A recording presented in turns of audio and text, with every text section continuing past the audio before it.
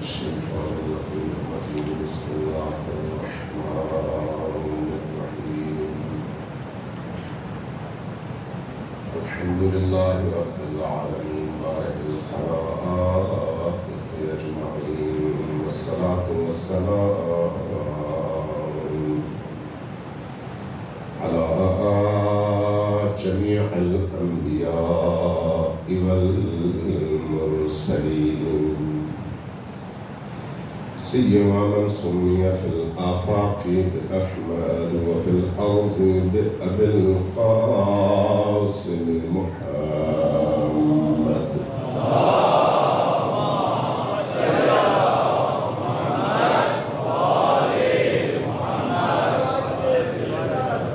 والصلاة والسلام على أولاده الطيبين الطاهرين المعصومين الميامين واللعنة الدائمة على أعدائهم أجمعين من يوم عداوتهم إلى قيام يوم الدين أما بعد فقد قال الله تبارك وتعالى في كتابه المجيد وهو أصدق القائلين وقوله الحق بسم الله الرحمن الرحيم قل لا أسألكم عليه أجرا إلا المودة في القربى السلام على الحسين وعلى علي بن الحسين وعلى أولاد الحسين وعلى أصحاب الحسين صلى الله عليه وسلم.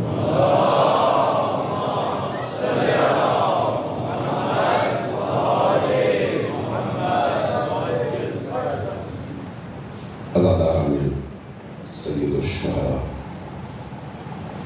اللہ تبارک و تعالیٰ ان ایام میں آپ کے اس پرسے کو، آپ کی عزاداری کو سید الشہداء کی بارگاہ میں اور بی بی دو عالم کی بارگاہ میں قبول فرمائے اور ہم سب کے قلوب کو ان ہستیوں سے متصل فرمائے اور ہمارے دلوں کو، ہمارے ذہنوں کو، ہماری روحوں کو ان عظیم ترین ہستیوں کی نورانیت سے منور فرمائے۔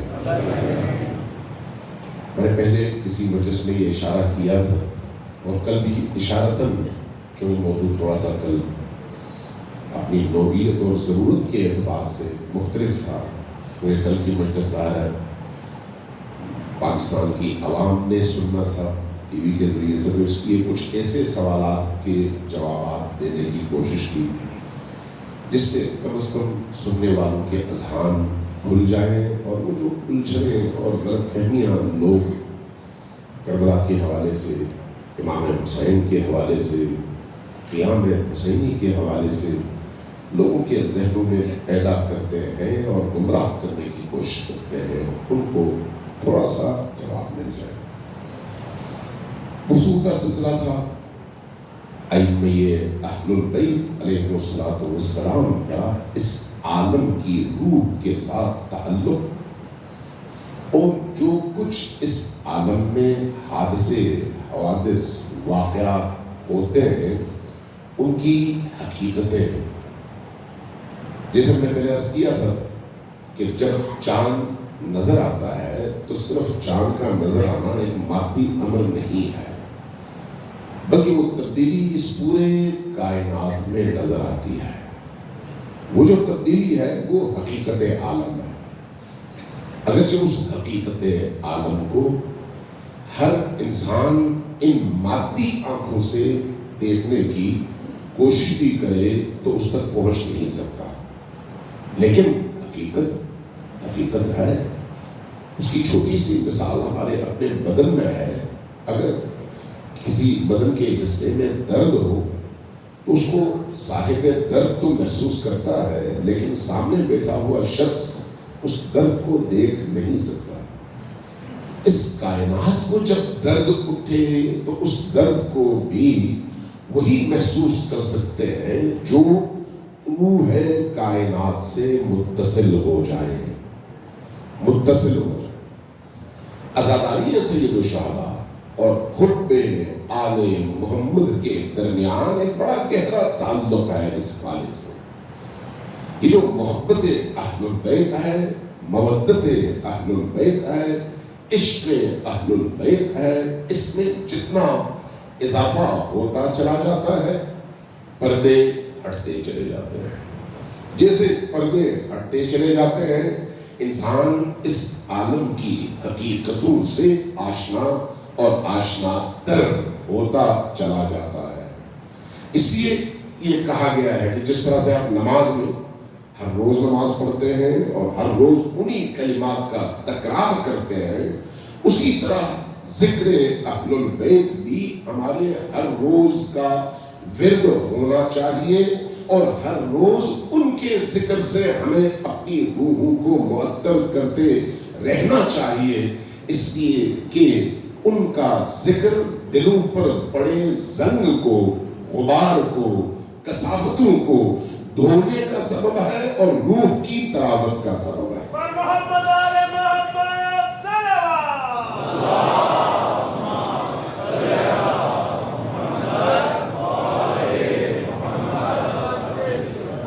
آپ کی صلوات کی آواز بھی کم تھی اور وعجل فرجہم بھی بہت لوگوں نے نہیں پڑھا. ذرا اونچی آواز سے سب مل کر اور وعجل فرجہم کے ساتھ صلوات پڑھیے پر محمد وآلہ.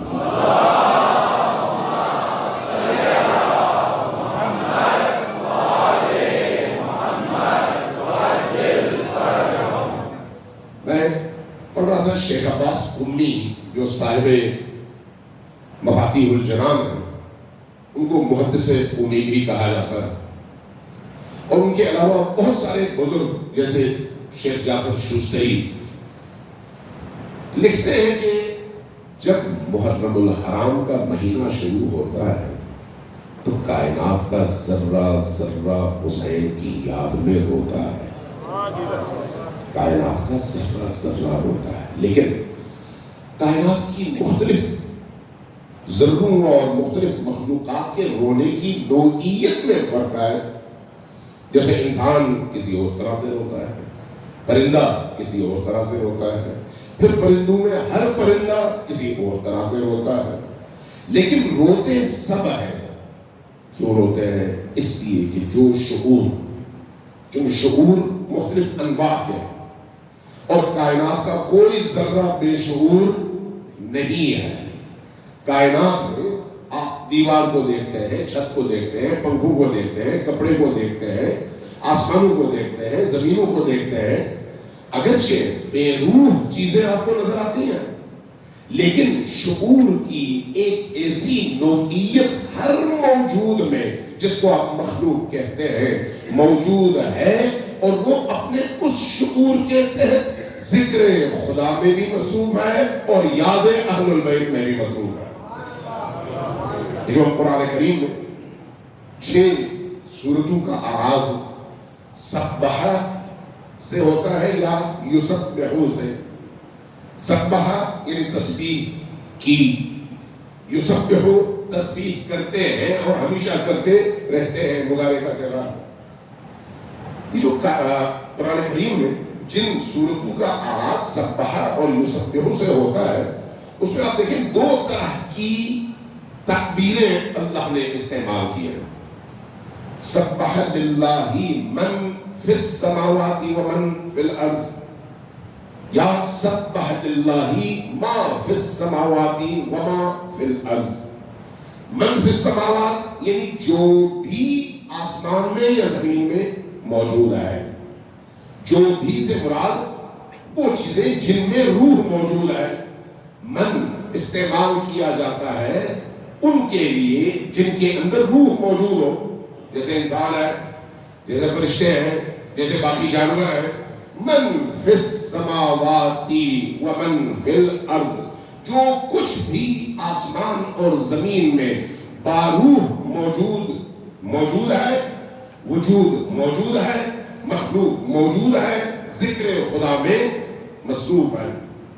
لیکن کچھ اور آیتیں ہیں جہاں پر اسی من کو پھر اللہ نے وسعت دی، فرمایا یسبح یا سبح للہ ما فی السماوات وما فی الارض، یا یسبح للہ ما فی السماوات وما فی الارض، جو کچھ بھی اس عالم میں موجود ہے، چاہے وہ ذی روح ہے یا نہیں ہے، ما عموم ان تمام چیزوں کے لیے استعمال ہوتا ہے جن میں روح موجود نہ ہو، وہ تمام کی تمام چیزیں ذکر خدا میں مصروف ہیں۔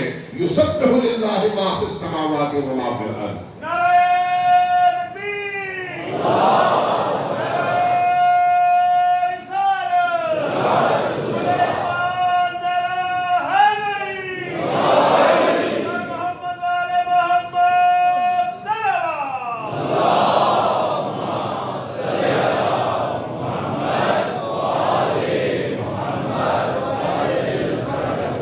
اس لیے جب ہم نبی کریم کی اپنی تعریف پڑھتے ہیں، ایک شخص آیا نبی کی بارگاہ میں، جو وہ تسبیح آپ کے ہاتھوں میں مختلف کنکریاں اور مٹی اور مختلف چیزیں آپ کے ہاتھوں میں تسبیح پڑتی تھیں، آپ کو معلوم ہے، آپ نے سنی ہے اس طرح کی حدیث۔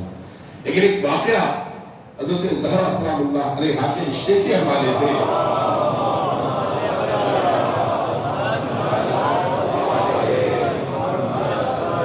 حدیث میں موجود ہے کہ ایک کسی قبیلے کا بڑا سردار آیا نبی کریم کی بارگاہ میں، یا رسول اللہ میں آپ کی بیٹی کا رشتہ لینے آیا ہوں۔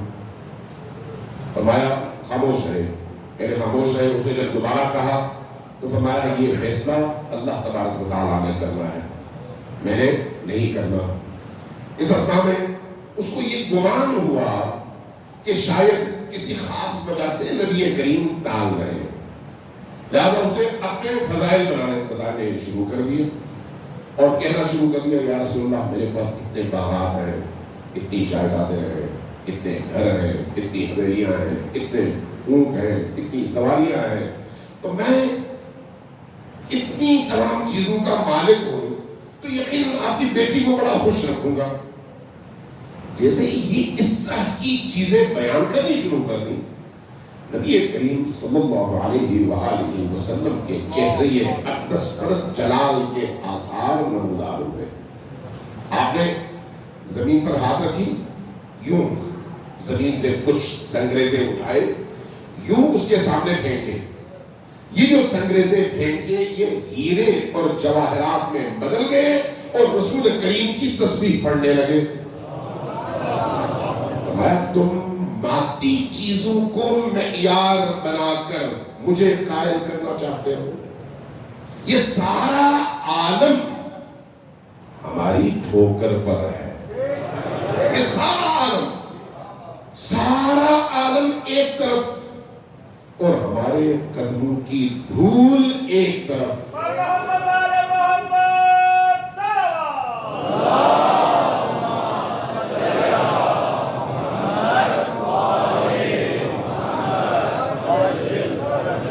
تو اس لیے کسی غالباً مولانا رومی کا ہے اس عالم کے حوالے سے کہ عالم کا ذرہ ذرہ تسبیح ہے خدا میں مصروف ہے، کہ وہ ہے کہتے ہیں جملے ذرات عالم در نهان با تو میگویند روزان و شبان، ما سمیعیم و بصیریم و بهوشیم با شما نامحرمان ما خموشیم۔ یہ سارے عالم کے تمام ذرات دن رات تم انسان سے ہم کلام ہیں، جملہ ذرات عالم در نهان، شب و روز تم سے اکیلے میں مخاطب ہیں، جملہ ذرات عالم در نهان باتو تم سے مخاطب ہیں، میگویند روزان و شبان۔ ہم کون ہیں جملے یہ ذرات عالم، اس عالم میں موجود تمام چیزیں آپ سے کس عنوان سے مخاطب ہے؟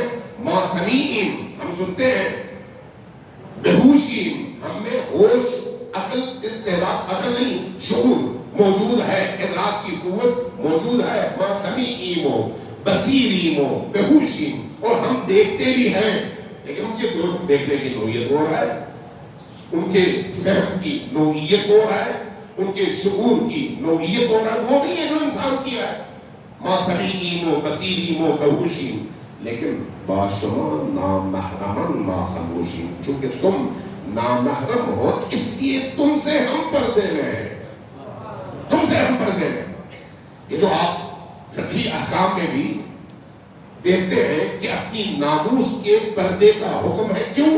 اس لیے کہ ناموس انسان کی زندگی میں سب سے قیمتی متاع ہے، توجہ ہے آپ کی، سب سے قیمتی متاع انسانی زندگی میں وہ اس کی ناموس ہے، اس لیے اس ناموس کو ہمیشہ پردے میں رکھنے کا حکم ہے، نامحرموں کی نسبت، چاہے وہ ماں ہو ناموس، چاہے وہ بیٹی ہو، چاہے وہ بہن ہو، چاہے وہ کوئی اور رشتہ ہو، اگر وہ ناموس میں شامل ہے تو اس کو پردے میں رکھنے کا حکم ہے، اس لیے وہ قیمتی ہے، جو نامحرم ہے اس کے سامنے نہیں لانا چاہیے۔ یہی وجہ ہے کہ نبی کریم کے اپنے اصحاب کے درمیان بھی جب آپ گفتگو فرمایا کرتے تھے، جب آپ معارف بیان فرمایا کرتے تھے، تو ہر بات ہر ایک سے نہیں کرتے تھے، ہر شخص کی سطح کو دیکھتے اور اس کی سطح کو دیکھتے ہوئے اس کے ظرف کے مطابق اس میں انڈیرا کرتے تھے۔ اس لیے امام صادق علیہ السلام کی وہ حدیث اور جملہ آپ سب کو یاد ہوگا،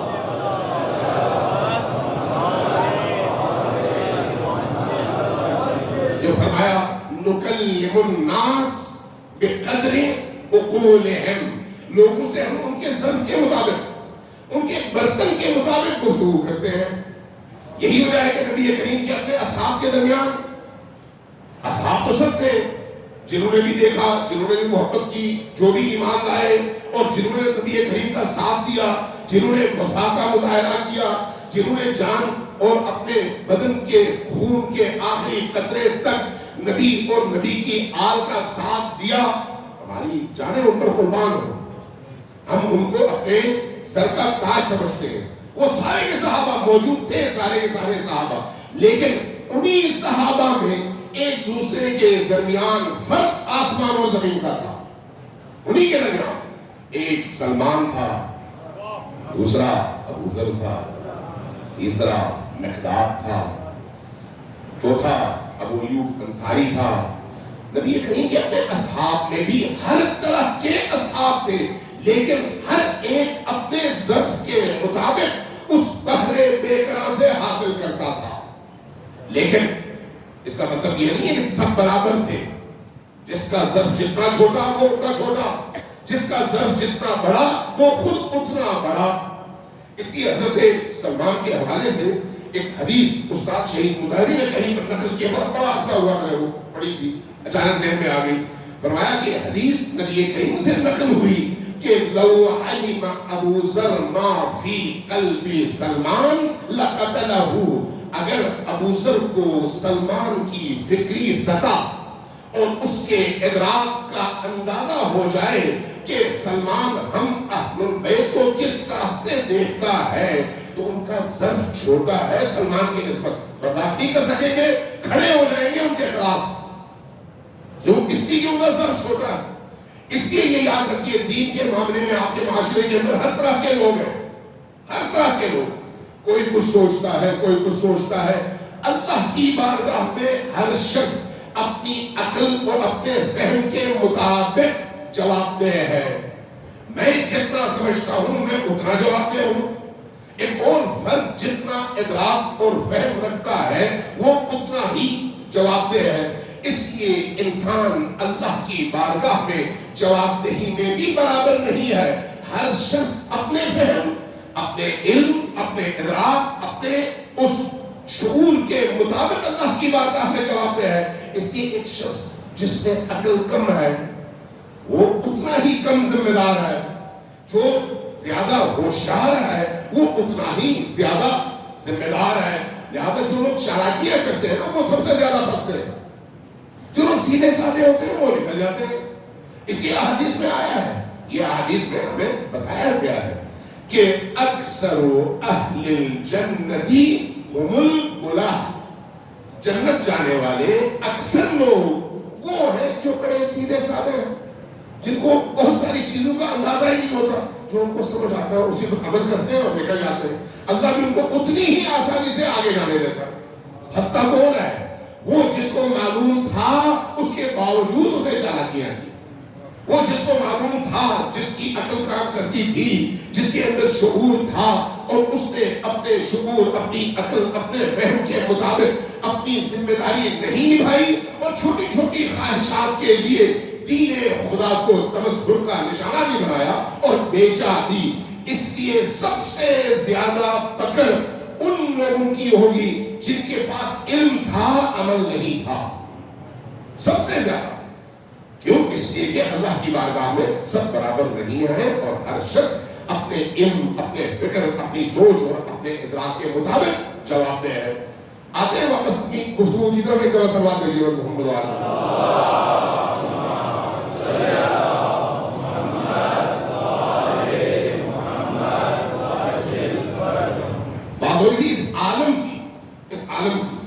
اس عالم میں وہ اسرار اور وہ رموز جن سے پردہ اٹھانے کے لیے قلب کی اور روح کی پاکیزگی کی ضرورت ہے.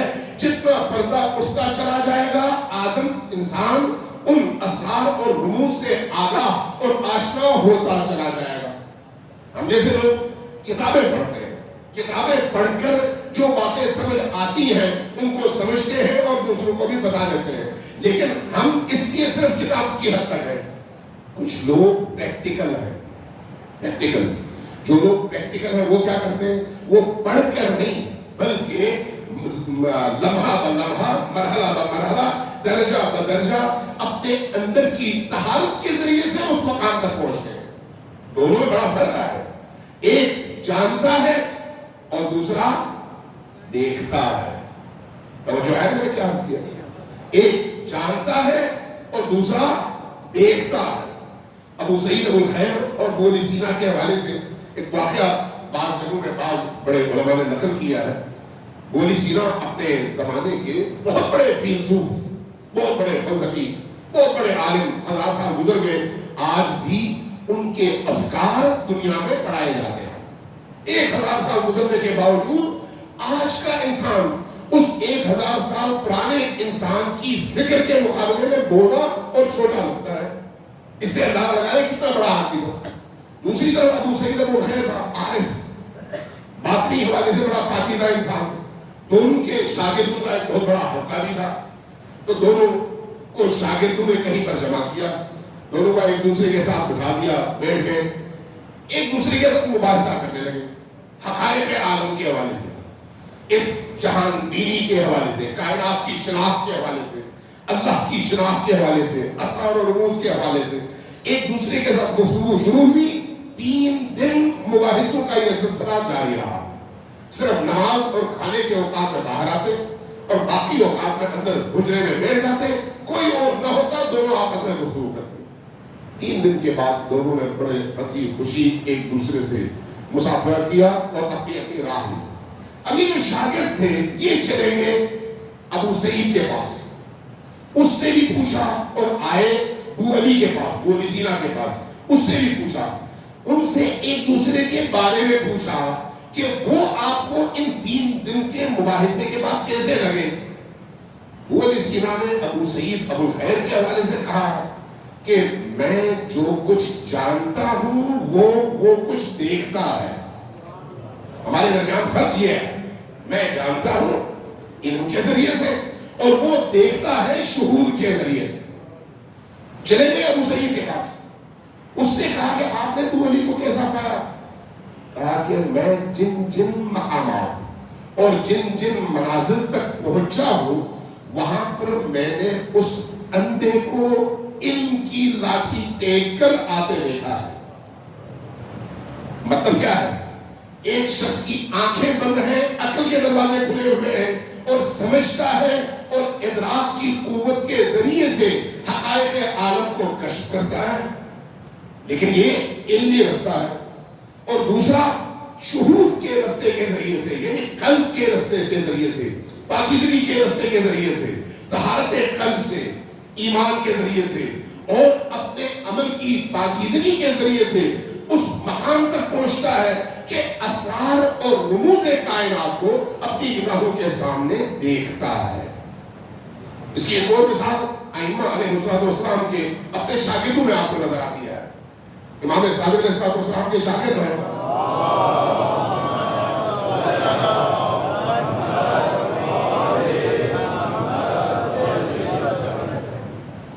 امام صادق علیہ السلام کے بہت سارے شاگرد ہیں، مختلف فیلڈز میں، مختلف میادین علم میں ان کے شاگردوں کی بڑی تعداد ہے۔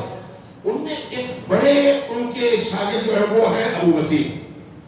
ابو بصیر محدث ہیں، ابو بصیر اہل دل ہیں، ابو بصیر امام صادق علیہ السلام کے بہت ہی قریبی اصحاب میں شمار ہوتے ہیں۔ ان کے بارے میں بعض بزرگوں نے ان کی سیرت کے حوالے سے، ان کی تاریخ کے حوالے سے یہ لکھا ہے کہ جب کبھی محفل سجی ہوتی تو اس محفل میں ابو بصیر موجود ہوتے، تو اس اثنا میں دیکھتے بعض لوگ کہ اچانک ابو بصیر اپنی جگہ سے کھڑے ہوئے، تو یہ سمجھتے چونکہ ان کی آنکھیں نہیں تھی، نابینا تھی، لہٰذا یہ سمجھتے ان کو کوئی ضرورت ہے، اس ضرورت کے تحت کھڑے ہوئے ہیں۔ پوچھتے یا ابو بصیر کچھ چاہیے؟ فرماتے نہیں کچھ نہیں چاہیے، آرام سے بیٹھے رہو۔ سب لوگ بیٹھے رہتے، تو کچھ ہی دیر گزرتی، دروازہ کھلتا، امام صادق علیہ السلام داخل ہوتے حال کے اندر۔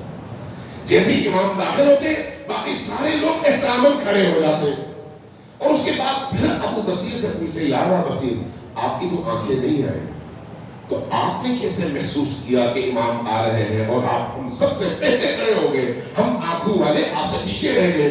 تو جواب میں فرماتے تم اس آنکھ سے دیکھتے ہو، میں اس آنکھ سے دیکھتا ہوں۔ یہ جو دل کی آنکھ ہے، دل کی آنکھ کے ذریعے سے تب انسان دیکھتا ہے جب پردے ہٹتے ہیں، اور پردے کب ہٹتے ہیں؟ جب دل پاکیزہ ہو جاتا ہے۔ صلوات بھیجیے محمد وعلیہ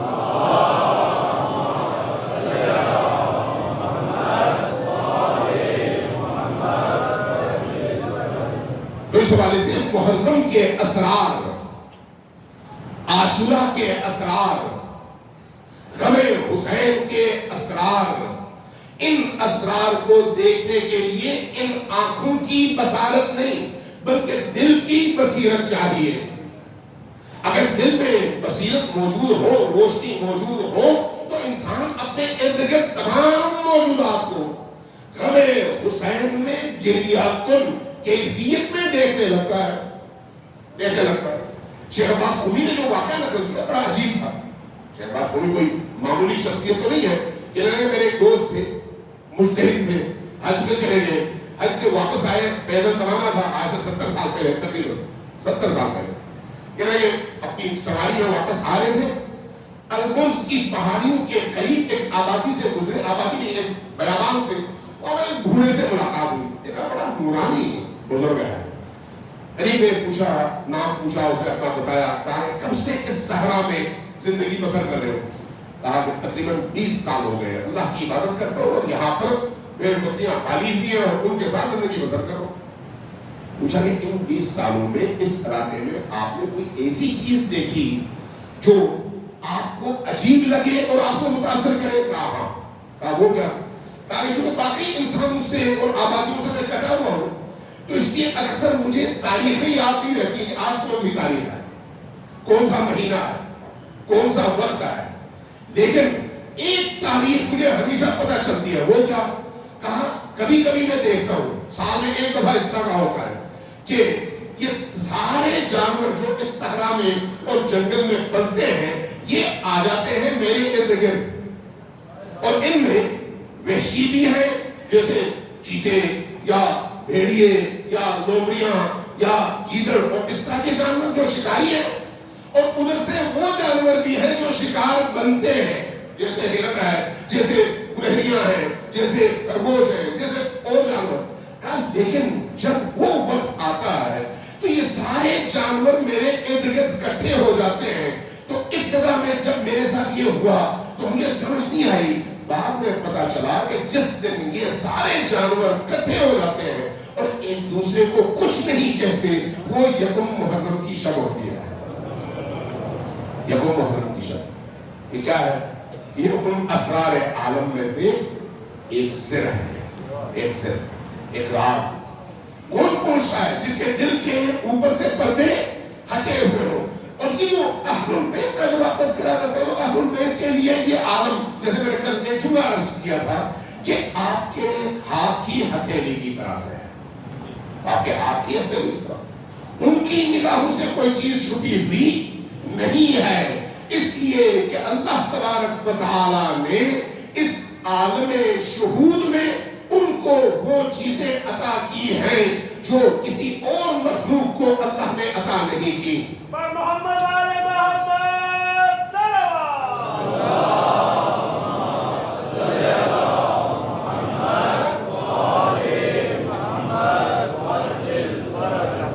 سورہ بقرہ کی ایک آیت ہے جو عام طور پر بعض اوقات ہم ذی الحج کی نمازوں میں پڑھتے ہیں۔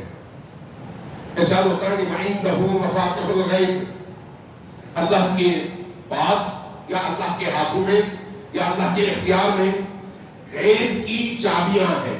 وَعِندَهُ مَفَاتِحُ الْغَیْبِ لَا يَعْلَمُهَا إِلَّا هُوَ، اس کے علاوہ ان غیب کے اسرار سے کوئی بھی واقف نہیں ہے۔ لا يعلمها إِلَّا هُوَ وَيَعْلَمُ، وہ جانتا ہے ما کہ کیا ہے فی البر والبحر، خشکیوں میں کیا ہے، سمندروں میں کیا ہے، وما تسقط من ورقۃ، کائنات میں ایک پتا بھی اس کے علم کے بغیر گرتا نہیں ہے۔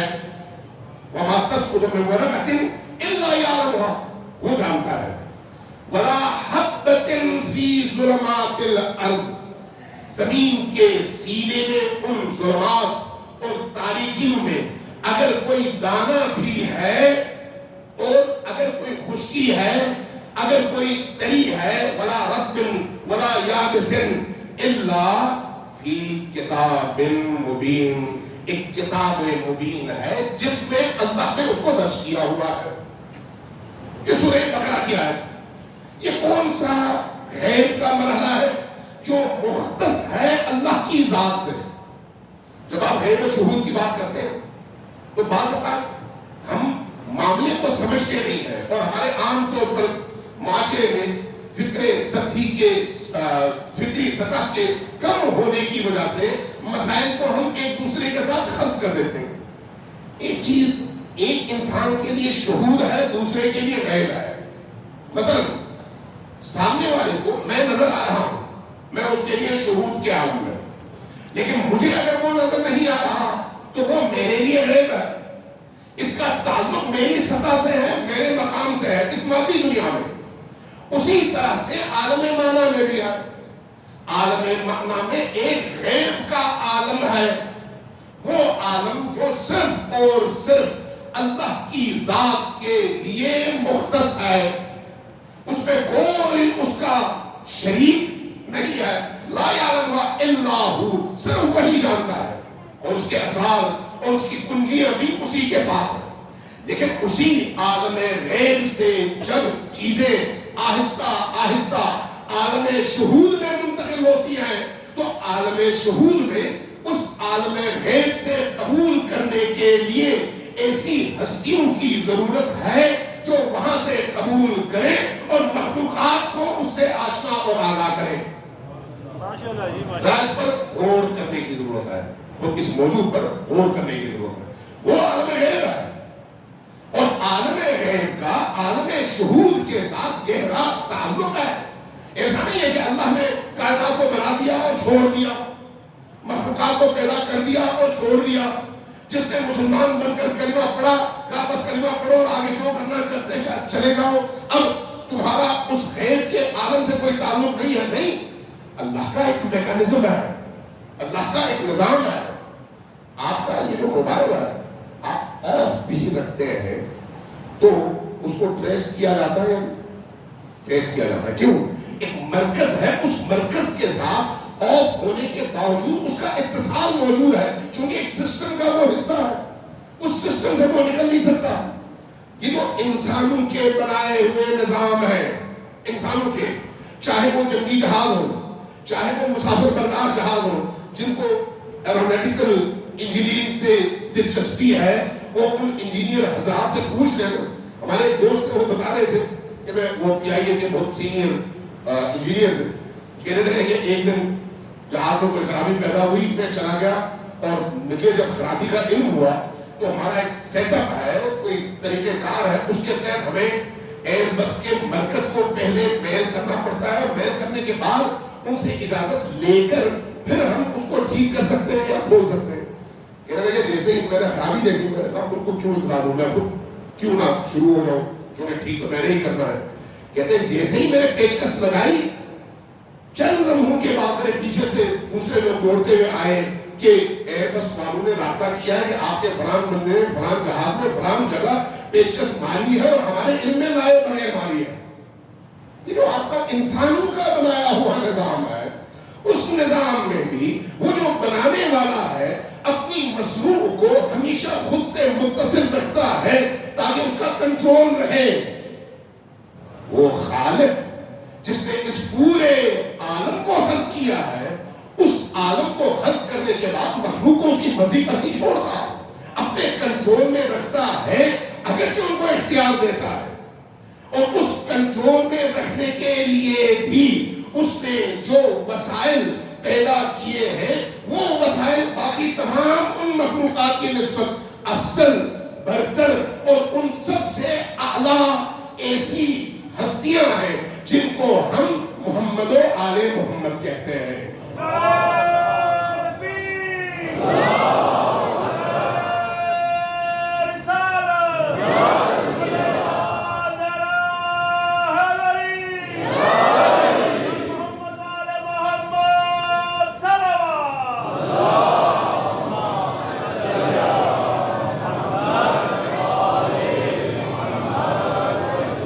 جو عالم غیب ہے، اس عالم غیب سے عالم شہود میں جو علوم، جو معلومات، جو علم منتقل ہوتا ہے وہ کتاب میں ہے، اور اس کتاب کو آپ کیا کہتے ہیں؟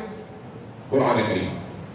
لیکن کیا قرآن پڑھ کر آپ کو ان تمام علوم کا اور ان تمام اسرار و رموز کا علم ہو جاتا ہے؟ نہیں۔ کیوں؟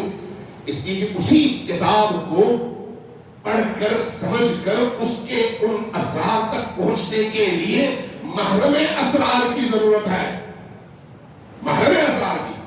ہر نامحرم کی اس تک پہنچ نہیں ہے۔ اس کے قرآن کریم کی جو آیت ہے وَلَا يَمَسُّهُ إِلَّا الْمُطَهَّرُونَ، تو یہ صرف ظاہری طور پر ہاتھ رکھنے کے حوالے سے نہیں ہے کہ طاہرین کے علاوہ کوئی اس کو مس نہیں کر سکتا، بلکہ اپنی روح کے اعتبار سے جن کے اندر یہ قوت اللہ نے رکھی ہے وہی اس کتاب کے اسرار تک پہنچنے کی استعداد رکھتے ہیں، اور انہی کو ہم علی اور آل علی کہتے ہیں۔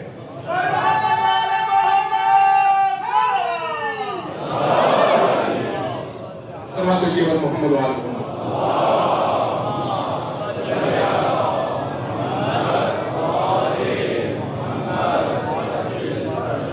اب سورہ یاسین میں آپ ایک آیت پڑھتے ہیں، وہ کیا ہے؟ کل شیء احصیناہ فی امام مبین، تمام اشیاء کو ہم نے شمار کیا ہے اور درج کر دیا ہے، کہاں پر؟ امام مبین میں۔ قرآن کی آیت ہے، ہمارے یہاں روایات ہیں، مجھے اس حوالے سے اہل سنت کی روایات میں نے نہیں دیکھی اس لیے ان کا حوالہ میں نہیں دے سکتا، لیکن ہمارے یہاں معتبر ترین روایات ہیں کہ نبی کریم نے جب یہ آیت اتری تو اس موقع پر آپ کی محفل میں کچھ نامور لوگ موجود تھے، جن میں حضرت ابوبکر بھی تھے، حضرت عمر بھی تھے۔ ان دونوں حضرات نے نبی کریم سے سوال کیا کہ یا رسول اللہ، یہ جو امام مبین قرآن کریم کی اس سورت میں سورہ یاسین میں آیا ہے، اور اس امام مبین سے مراد کیا ہے؟ کیا تورات مراد ہے؟ فرمایا نہیں۔ کیا انجیل مراد ہے؟ نہیں۔ کیا قرآن مراد ہے؟ فرمایا نہیں۔ تو کہا پھر مراد کیا ہے اس امام مبین سے جس میں اللہ نے تمام اشیاء کو لا کر ان کے تمام علوم کو لا کر ضبط کر دیا ہے، درج کر دیا ہے، احصیناہ محفوظ کر دیا ہے. فرمایا وہ امام مبین یہ ہے. علی کے کندھے پر ہاتھ رکھا اور کہا کہ اس میں اللہ نے ان تمام علوم کو جمع کیا.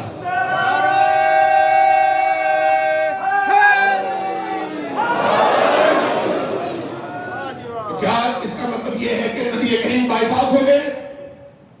کبھی کبھی شیاطین وسوسہ کرنے والے اس طرح کی چیزیں پیدا کر دیتے ہیں. نہیں، اس کا مطلب کیا ہے؟ اس کا مطلب یہ ہے کہ جو طریق ہے، جو رستہ ہے، جو نزول کا رستہ ہے، وہ یہی ہے کہ اللہ سے نبی اور نبی سے علی. لہذا باقی احادیث اسی قرآن کی آیت کے ضمن میں ہمیں یہ بتاتی ہیں کہ جب اللہ کے رسول تک اللہ کی طرف سے غیب کے وہ تمام علوم منتقل ہوتے ہیں تو نبی کے ہاں سے پھر وہی منتقل ہوتے ہیں اپنے بعد کے اس ولی تک جس کو علی کہتے ہیں.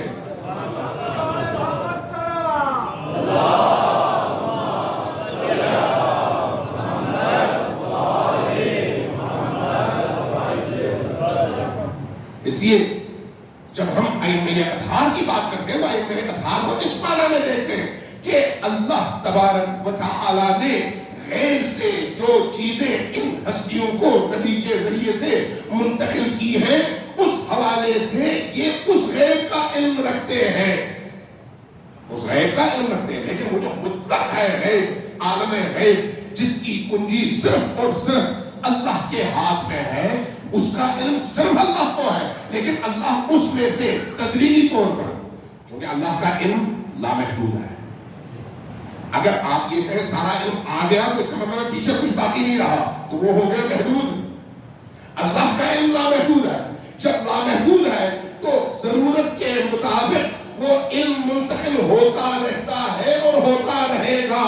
جیسے جیسے ضرورت پیش آتی رہے گی وہ منتقل ہوتا رہے گا، اور جیسے جیسے ہمیں اور آپ کو ضرورت محسوس ہوگی ہمیں ہمارے زمانے کا ولی ان علوم سے آشنا کرتے رہیں گے اور ہماری ظرفیت کے مطابق آشنا کرتے رہیں گے. صلوات اللہ علیہ محمد و آل محمد.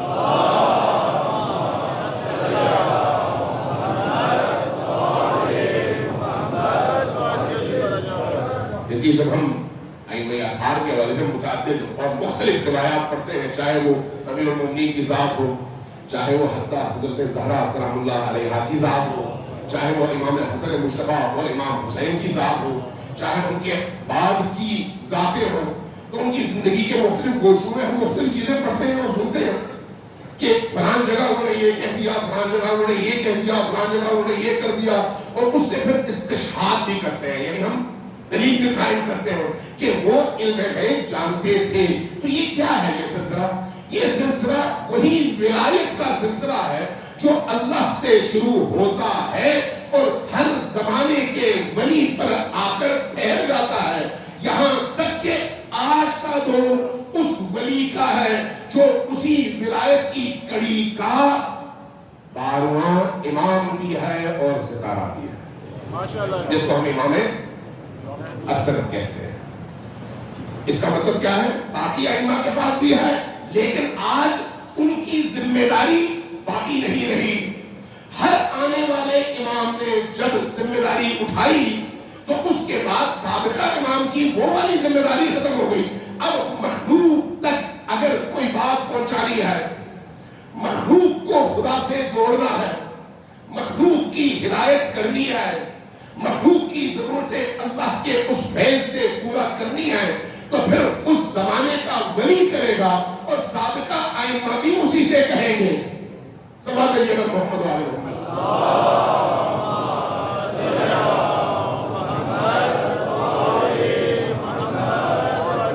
اس لیے تشیع کے عقیدے کے مطابق آج کا زمانہ کس کی امامت کا زمانہ ہے؟ امام زمان کی امامت کا زمانہ. اب اسی سے اب ٹائم ختم ہو گیا، ورنہ میں اس پر کچھ نکات آپ کی خدمت میں پائیں گا اور پھر سوال دیجیے گا. محمد وعلیہ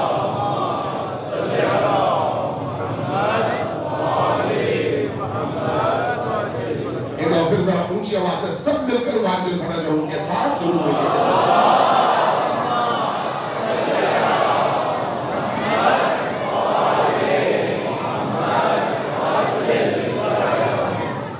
عزیزان اکرام، اس لیے جب ہم کربلا کو دیکھتے ہیں تو کربلا کو صرف تاریخ کے ایک واقعے کے طور پر نہیں دیکھتے، بلکہ اس عالم ہستی میں ایک ایسے قدم کے طور پر دیکھتے ہیں جس کے نتیجے میں اللہ نے اپنے دین کی معنویت کو تا قیام قیامت انشور کر دیا ہے کہ اب اس دین کی معنویت کو کوئی نقصان نہیں پہنچے گا. اور اس کی اس انشورنس پالیسی کا نام حسین ابن علی ہے. حسین ابن علی، حسین ابن علی علیہ السلام کو صرف اس آئینے میں کبھی بھی نہیں دیکھے کہ فلاں نے بیعت مانگی اس لیے امام حسین نے بیعت سے انکار کر دیا، فلاں نے بلایا اس لیے امام حسین چلے گئے، اور اگر وہ نہ بلاتے تو امام حسین نہ جاتے، اگر بیعت نہ مانگی جاتی تو آرام سے امام حسین بیٹھ جاتے. نہیں بھائی، حسین حجت خدا ہے. حجت خدا، حجت خدا کا مطلب کیا ہے؟ حجت خدا خدا کی آنکھ ہے. حجت خدا خدا کا ہاتھ ہے جس کو ہم ید اللہ کہتے ہیں. حجت خدا خدا کا نمائندہ ہے. حجت خدا صفات خدا کا زمین پر مظہر ہے. لہذا اگر خدا کی غیرت تلاش کرنا چاہو تو حجت خدا میں کرو. اگر خدا کا غضب تلاش کرنا چاہو تو حجت خدا میں کرو. اگر خدا کے ارادے کو تلاش کرنا چاہو تو یہ جو ہستی ہے، یہ ارادے خدا میں ڈھلنے کی وجہ سے جو کچھ یہ شخصیت کرتی ہے وہ وہی ہے جو اللہ چاہتا ہے. اس لیے کہ اللہ کی مشیت اور اللہ کی چاہت اور اللہ کے حکم کے بغیر یہ ہستی قدم بھی نہیں اٹھاتی اور دیکھتی بھی نہیں ہے. لہذا حسین ابن علی جو کچھ کرتے ہیں وہ اللہ کی پہلے سے طے شدہ مشیت کے مطابق کرتے ہیں. سبحان اللہ محمد علیہ.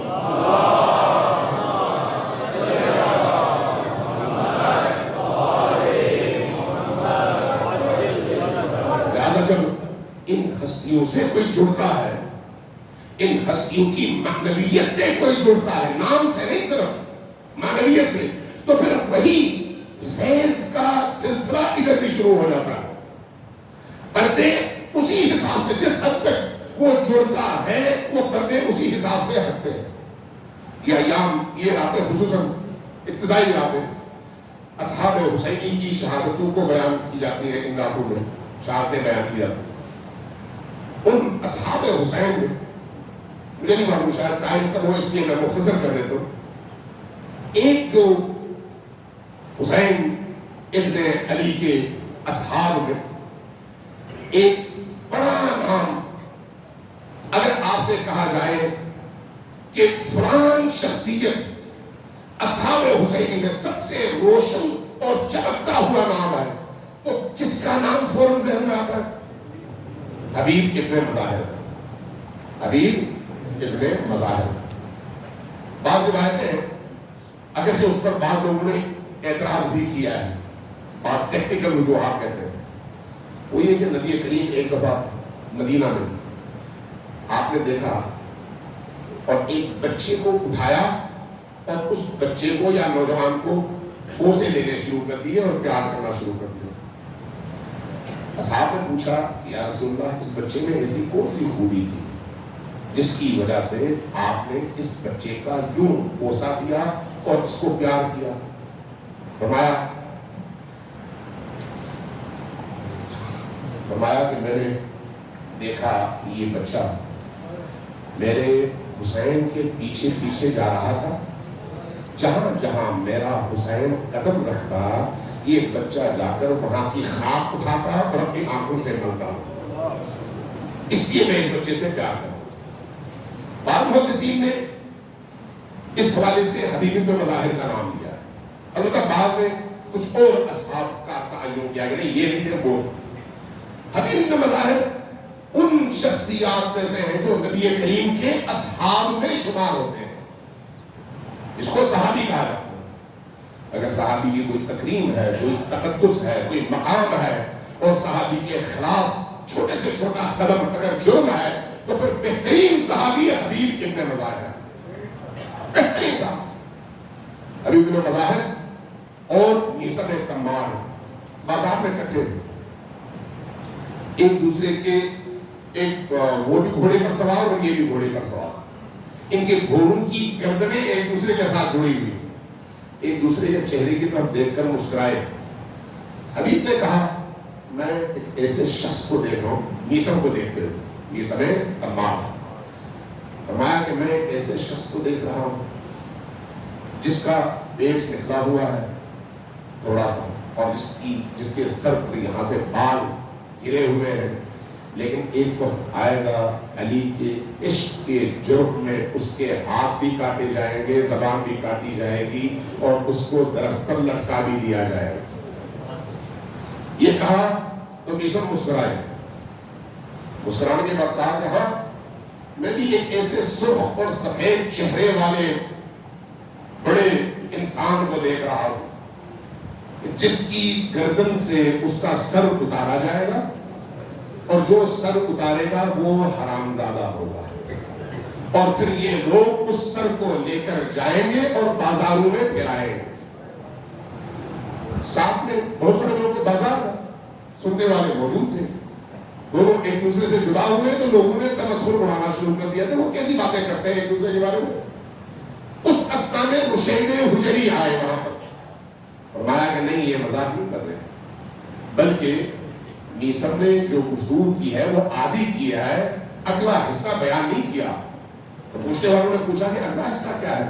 کہا کہ جب حبیب کا سر دربار میں لے جایا جائے گا تو انعام کے طور پر باقی لوگوں سے اس شخص کو جس نے حبیب کا سر اٹھایا ہوا تھا 100 درہم زیادہ انعام دیا جائے گا۔ آپ دیکھتے ہیں یہ کون لوگ ہیں؟ نبی کے پروردہ، علی کے سائے میں پرورش پانے والے، حسن اور حسین سے عشق کرنے والے، ایسے لوگ جن کی نگاہوں کے سامنے سے پردے ہٹ چکے ہیں، وہ مستقبل کو اس طرح سے دیکھ رہے ہیں۔ یہ حبیب وہ حبیب ہے کوفے میں، اور کوفے میں کرفیو کا سما ہے، چھپے ہوئے ہیں، جو بھی ہاتھ چڑھا اس کو مارا گیا، جیل میں ڈالا گیا، چھپے ہوئے ہیں، وہ مناسب وقت کا انتظار کر رہے ہیں۔ اس اسنا میں خبر ملتی ہے کہ حسین ابن علی کا خط آیا ہے، خط آیا ہے، بول گئے، خط دیکھا، خط میں کیا لکھا تھا؟ من حسین ابن علی الى رجل فقیہ حبیب ابن مظاہر۔ یہ حسین ابن علی کا خط ہے حبیب ابن مظاہر کے نام، جو اپنے زمانے کا عظیم فقیہ ہے۔ فرمایا ہم کربلا پہنچ چکے ہیں اور تمہارا انتظار ہے، اگر آ سکو تو فوراً کربلا پہنچ۔ یہ خط لیا، پڑھا، قبیلے کے دوسرے لوگ شامل تھے، قبیلے والوں نے کہا کہ حبیب اب اس کے بعد جو صورتحال ہے اس میں اگر آپ نے کچھ ایسا کیا تو بڑی تباہی آ جائے گی اگر آپ نکلے۔ فرمایا بے فکر رہو، میں چھپا رہوں گا۔ قبیلے کے وہاں سے نکل آئے، گھر پہنچے۔ جب گھر پہنچے تو ان کی زوجہ کو پتا چلا کہ امام حسین نے خط لکھا ہے۔ اس خط کو زوجہ نے پڑھا، پڑھنے کے بعد پوچھا کہ حبیب کیا ارادہ ہے، کیا کرنا چاہتے ہو؟ جواب ملا کہ بوڑھا ہو گیا ہوں، میری ہڈیاں جواب دے گئی ہیں، اب اگر میں جاتا ہوں تو پیچھے میرا گھر جلا دیا جائے گا، تم لوگوں کو اسیر کر لیا جائے گا، ہمارے قبیلے کو تہس تہس کر دیا جائے گا، اس لیے سوچتا ہوں کہ نہ جاؤں اور رک جاؤں۔ یہ کیوں کہا؟ تاریخ بیان کرتی ہے کہ ان کو اپنی بیوی کے حوالے سے بھی ابھی اس طرح کا اعتماد نہیں تھا کہ بیوی اندر سے کیا نکلے۔ بیوی نے سر اٹھایا اور کہا حبیب فاطمہ کے بیٹے نے تمہیں خط لکھا ہے اور تم یہ جواب دے رہے ہو۔ کہا مجھے کیا کرنا چاہیے؟ کہا جانا چاہیے۔ کہا نہیں، اس سے پھر یہ مشکلات پیدا ہوگی۔ کہا نہیں جانا چاہیے۔ کہا نہیں میں اس وقت نہیں جا سکتا، ابھی اصرار کر رہے ہیں اس وقت نہیں جانا چاہیے۔ جب یہ کہا نا، تاریخ کہتی ہے کہ زوجے حبیب ابن مظاہر نے اپنے سر سے چادر اٹھائی اور اپنے شوہر کی طرف یوں پھینکی اور اس کے بعد کہا کہ اگر تم فاطمہ کے لال کی آواز پر لبیک نہیں کہہ سکتے تو یہ چادر پہن کر زنانیوں کی طرح سے گھر بیٹھے رہو. اور اس کے بعد قبلہ رخ ہو کر بیٹھی, سجدے پہ سر رکھا اور روتے ہوئے کہنے لگی خدایا کاش میں پہنچ سکتی اور فاطمہ کے لال کا ہاتھ بنا سکتی.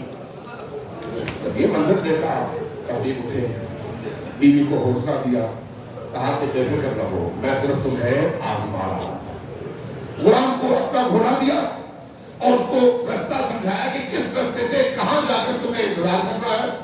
خود ایک اور رستے سے چلے اور بہت لیٹ پہنچے اس مقام پر.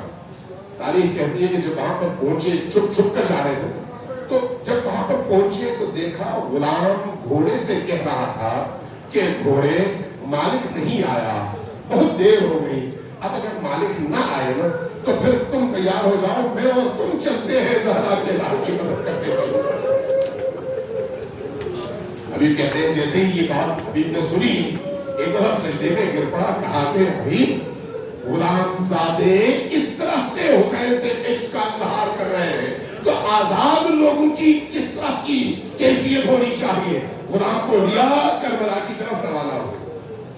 یہ جو کربلا کی طرف روانہ ہوئے جب لشکر میں پہنچے, لشکر حسینی میں, تو غالباً 8 یا 9 محرم کو پہنچے ہیں حضرت حبیب. جب وہاں پر پہنچے ہیں تو تاریخ کہتی ہے کہ حسین ابن علی کے لشکر سے بڑے بڑے سربراہ لوگ آپ کے استقبال کے لیے نکلے.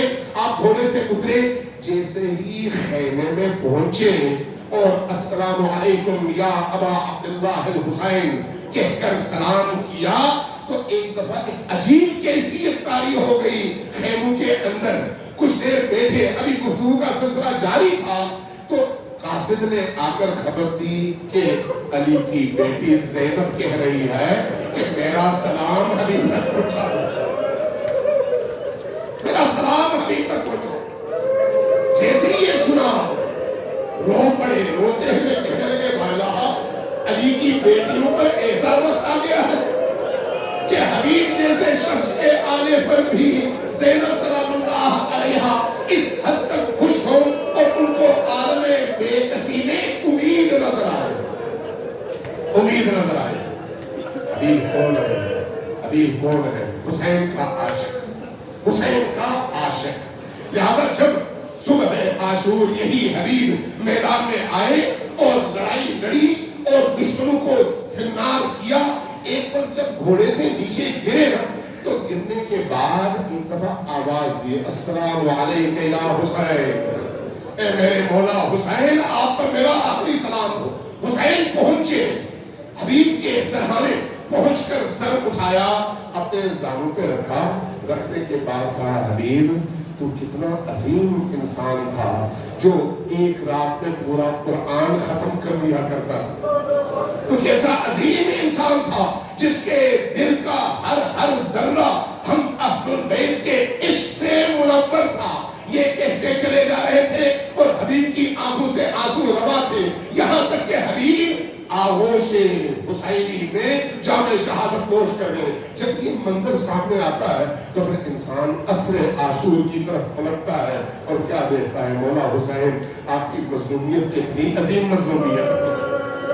آپ نے تو اپنے تمام اصحاب کو اپنی آغوش میں اٹھایا, اپنی گود میں اٹھایا, ان کے سر آپ نے اپنے زانوں پر رکھے اور شہادتیں ان کی آپ کے زانوں پر ہوئی. لیکن جب آپ زمین پر گرے تو اس وقت آپ کو سہارا دینے والا کوئی نہیں تھا. امام زمان کے زیارت الہیہ کے جملے ذرا دیکھیے, سلام ہو اے ہمارے جد آپ پر, آپ کے اس سر اقدس پر جس کو نیزے کی نوک پر اٹھایا گیا.